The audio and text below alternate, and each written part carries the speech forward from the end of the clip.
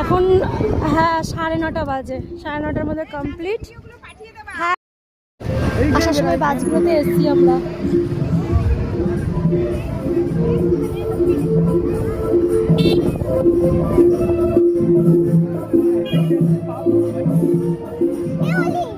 Tata.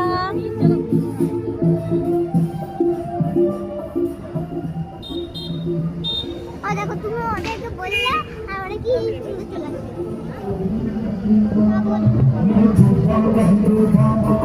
Tata সবাইকে, tata সবাইকে, tata. দেখো কত সুন্দর সাজিয়েছে দেখো মা। ওনারা এখানেই আনন্দ করে, ওরা আর বাইরে বেরোয় না। আমরা যেমন বাইরে বাইরে ঘুরি, ওনারা এখানেই। হ্যাঁ সে তো ওরা আলাদাভাবে বেরোয়। যে কজন কাঁচরাপাড়া যাবো সবাই আমরা আসছি একসাথে, তিন ফ্যামিলি যাচ্ছি আমরা। সব তো আমাদের কাঁচরাপাড়া পার্বণ মিলননগরের দিকে বাড়ি। ওকে বলা হলো না, বললাম সঙ্গে যে বাড়ি। ভালো লাগছে না মাম্মা? ও এখানে একদিন রূপসাকে ছেড়ে দিই। হ্যাঁ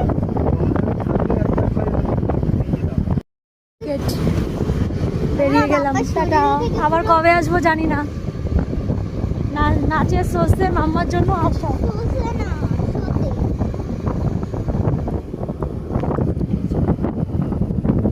ক্যাম্প থেকে বেরিয়ে গেছি, এবার শুধু অন্ধকার রাস্তাটা দেখো।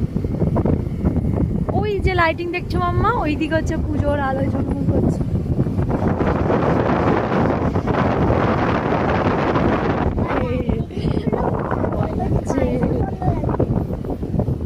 ভাম্বিরালের গন্ধ, তাই পায়েস পায়েস গন্ধ বেরোচ্ছে।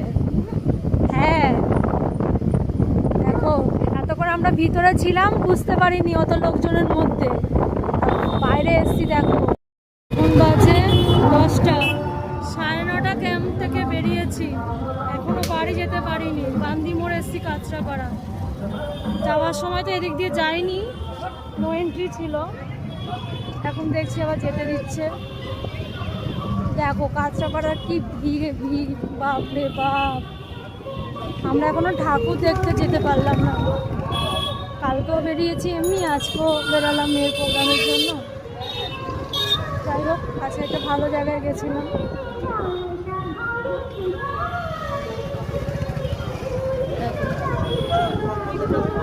দেখেছো কাঁচরাপাড়া।